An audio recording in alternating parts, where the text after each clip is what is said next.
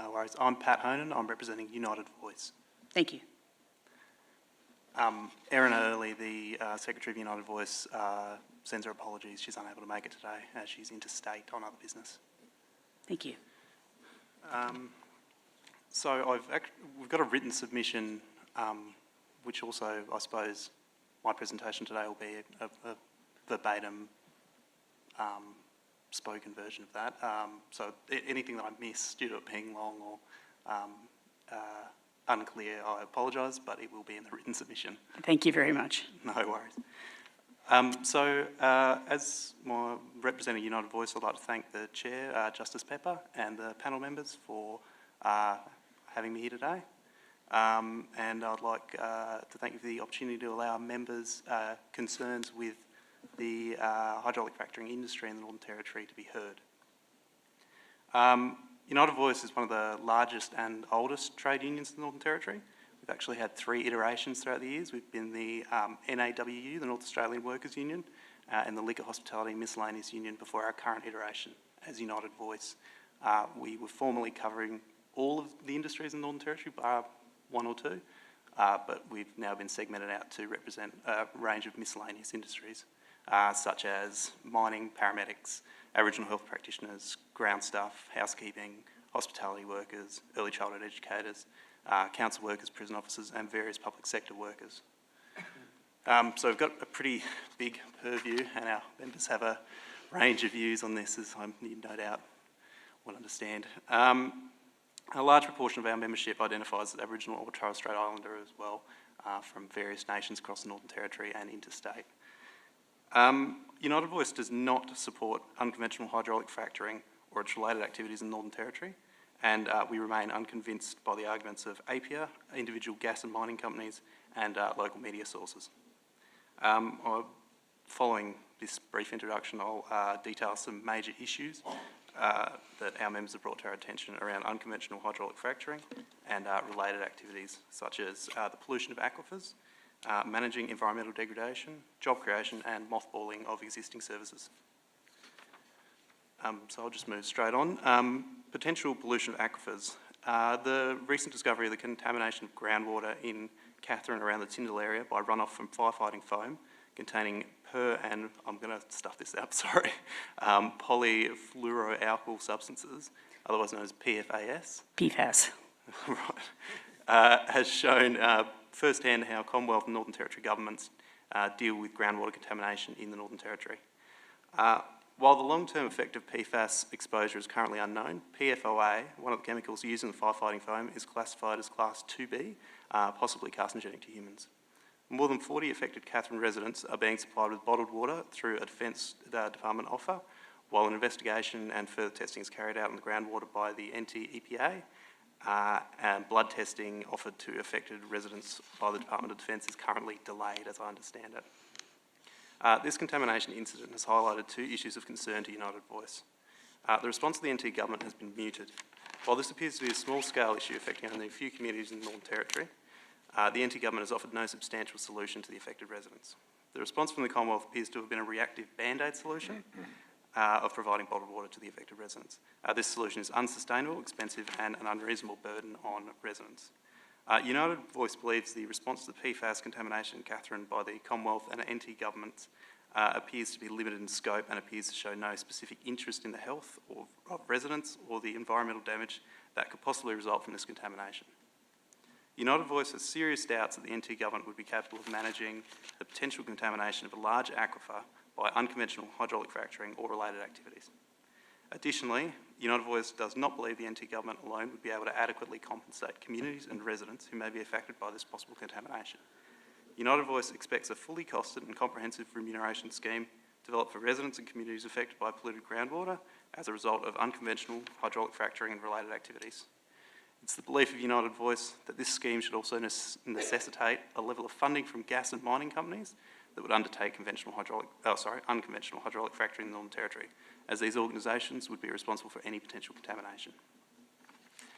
The next section is managing environmental degradation. United Voice has doubts regarding the ability of the Northern Territory and the Commonwealth governments to effectively prosecute organisations responsible for environmental degradation by unconventional hydraulic fracturing and related activities.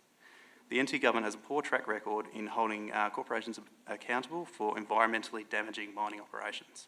The McArthur River mine near Borroloola is an example of such failing by government, with the planning and execution of a shutdown period planned over 100 years, is planned over 100 years, with an additional and, in our opinion, absurdly generous 1,000-year monitoring period. This information has been pulled from the environmental impact statement produced by Glencore recently. I've attached that as an attachment in our submission. United Voice is unconvinced that miners seeking to establish unconventional fracturing wells would be deterred by threats to the environment, as Glencore is clearly not deterred by their continued operation in the McArthur River mine. The Commonwealth Government appears to be similarly unable to prevent companies from establishing environmentally damaging projects through the mandatory environmental approval process. One of the countless examples in recent history is the 2000 revocation of the approval of the Adani Carmichael mine in Queensland. The mine site threatening the habitat of the yakka skink and the ornamental snake required a court order to create proper and effective monitoring guidelines for the two species, which had been overlooked in the initial environmental approval. United Voice feels this lack of proactive foresight taken by the Commonwealth Environment Minister is indicative of the attitude of the current Commonwealth Government in relation to environmentally damaging mining operations in general. The Northern Territory Government's poor track record with environmental issues caused by mining operations and the apparent unwillingness of Commonwealth Government to properly examine environmental threats are concerning. United Voice is uncertain that proper monitoring and effective remediation of environmental damage caused by unconventional hydraulic fracturing and related activities will be carried out by either body. I'm just going to get a glass of water, sorry. Oh, please do, please do.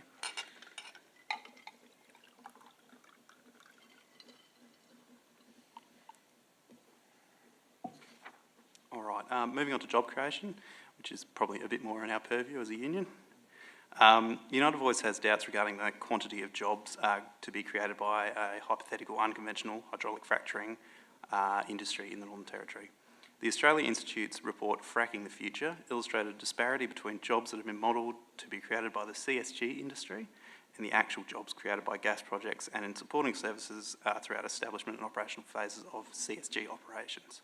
While CSG and shale gas extraction are two separate processes, it would be unrealistic for any stakeholder in the gas industry to state that shale gas extraction would employ substantially more workers than a CSG extraction project.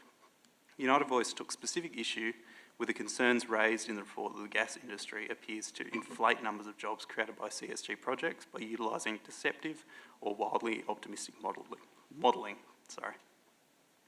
United Voice believes that a similar method of modelling is promoted by the gas industry in the Northern Territory.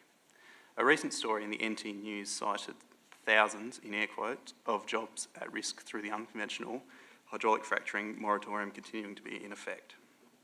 A recent Northern Territory Government snapshot report entitled Northern Territory Economy Quick Facts, March quarter 2017, reports that the mining and energy sector currently provided 4.6% of resident employment in the year previous, somewhere between 6,000 and 6,500 workers.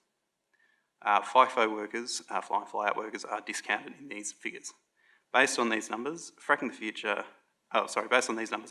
Future, United Voice believes that APIA's claims of thousands of jobs being created by an unconventional fracking industry in the Northern Territory are exaggerated. The indeterminate amount of jobs created by the unconventional hydraulic fracturing and related activities in the Northern Territory appear to be more weighted towards specialists rather than unskilled labour. United Voice is unconvinced that if the moratorium on unconventional hydraulic fracturing is lifted, that the jobs created would benefit Territory workers. United Voice instead expects that the industry would rely heavily on FIFO labour to meet the inevitable skills shortage that the establishment of the industry would bring. And the last section is mothballing of services. United Voice has doubts regarding the lifespan of any unconventional hydraulic fracturing projects established in the Northern Territory. Domestic gas production, like all non-renewable resources, is a product of the finite economic lifespan. This finite lifespan and the current global gas production expansion raise concerns about mothballing of the industry due to economic downturn, which the Northern Territory has seen on more than one occasion in the mining industry. The mothballing of the Globe alumina refinery is a recent example, causing a severe backlash for those employed in the refinery and those living in Gove.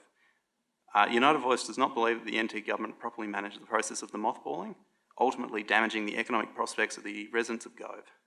If the gas industry employs even close to the numbers of the workers stated by APIA, the economic backlash on those workers would be severe if a downturn occurred. To put that in context, there were about 1,000 workers in the Gove refinery, and I'm assuming there will be more in thousands, in air quote.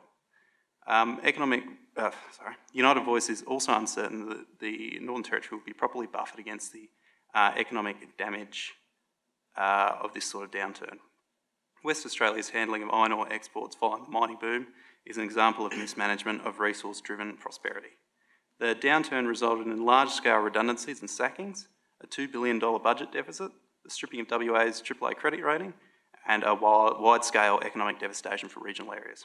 United Voice believes that a similar sort of downturn would affect inordinately the much smaller population of the Northern Territory. Finally, United Voice is unconvinced that the unconventional hydraulic fracturing industry would be able to effectively monitor mothballed services. The Northern Territory Government must ensure that gas and mining companies effectively manage mothballed services to prevent degradation of fracked wells or leakage in capped wells. Additionally, a robust penalty for those companies who are responsible for economic damage related to mothballed wells must be established and enforceable.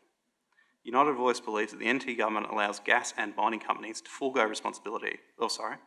I'll just start that again if that's all right. Sure, of course. United Voice believes that if the Northern Territory Government allows gas and mining companies to forego responsibility for mothballed services, it would cause great damage economically and environmentally to the Northern Territory. In closing, United Voice believes that the NT Government and the Commonwealth Government are unwilling or unable to provide a sufficient level of environmental, industrial or economic scrutiny and protection to allow onshore unconventional hydraulic fracturing to occur in the Northern Territory. United Voice also believes that the gas industry is exaggerating the employment figures that are modelled for a prospective onshore hydraulic fracturing industry to be established in the Northern Territory. United Voice finally believes that if onshore unconventional hydraulic fracturing is allowed to operate in the Northern Territory, the potential costs to the economy, the environment and employment vastly outweigh the benefits, and as such does not support the establishment of an onshore unconventional hydraulic fracturing industry in the Northern Territory. Thank you. Thank you very much. I must have misheard. Did you say that one of the groups of workers that you represented was mining? Yes. All right. All right, thank you. Any questions?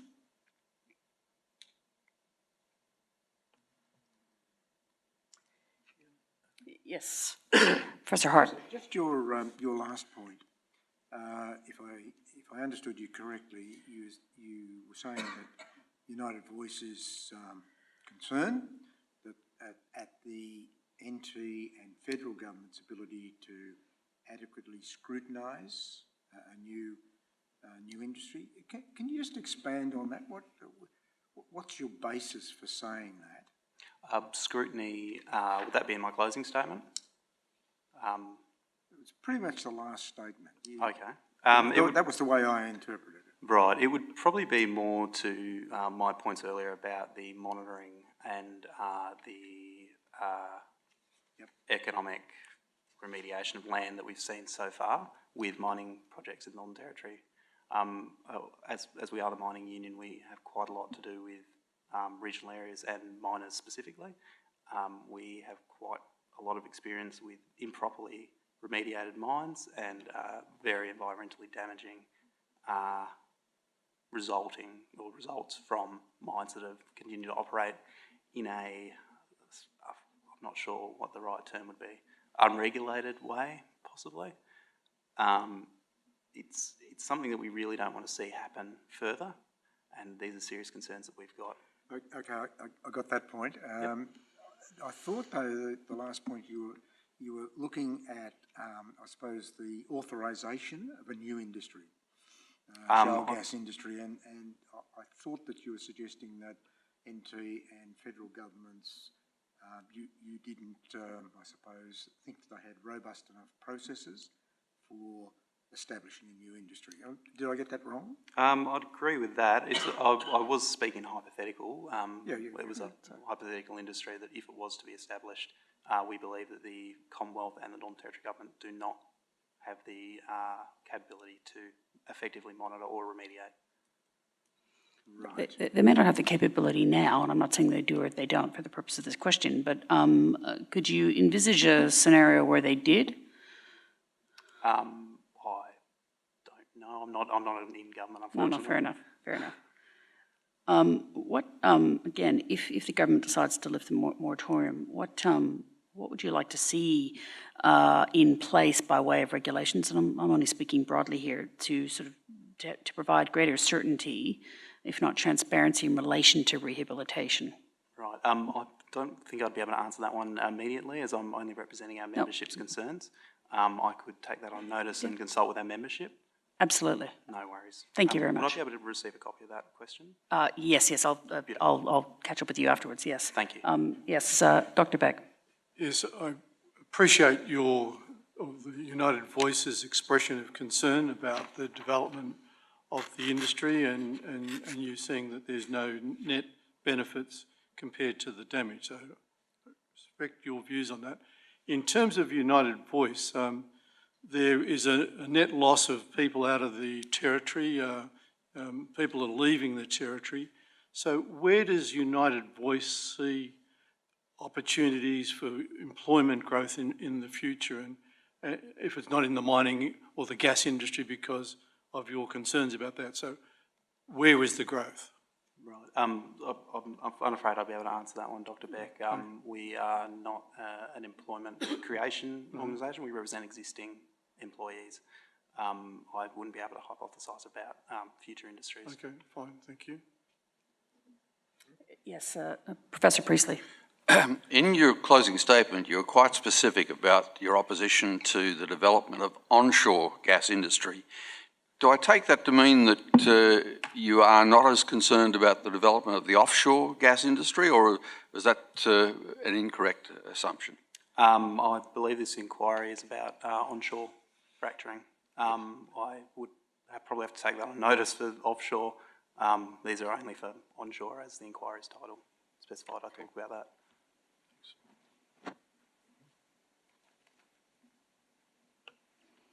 Anyone else? Yes, please, Dr. Anderson. Does United Voice represent the onshore industry workers too? Or They would be considered as mining workers, I believe, so we would have coverage. Sorry, they would not have coverage. No, we would have coverage. Would have coverage. Yeah. Sorry, would you like me to give a bit of context to why we represent miners up here? Yes, please. So I think we're the only branch of our union across Australia that does actually represent miners. It's a holdover from the NAWU days when we represented, as I said, all employees across the Northern Territory, bar very few specific industries that were mainly trade-based. The maritime workers would be a prime example of that. When the demarcation happened in the early 70s, late 80s and early 90s, most of our membership shifted away into their separate constituent unions. We, however, held on to a bunch of other industries that we don't have coverage of elsewhere, mining being one of them, and also the public sector. Not all of the public sector, there are certain segments in the public sector, such as the prison officers, that we have coverage over. That would be why, I suppose, we have a bit of a vested interest in any onshore mining activities whatsoever, inclusive of the fracking industry. Thank you. Yes, Dr. Smith. Quick question. Then what would be the proportion of your membership that would come from the resource industries, from mining and oil and gas? Just trying to understand how you've reached the conclusions that you have with that membership coverage. I wouldn't be able to give a specific breakdown as our numbers, I believe, are classified. I may be able to give you a breakdown on notice from our secretary. I wouldn't be able to release our membership figures though. I will say they're not insubstantial. We do have a fairly large chunk of our membership from mining.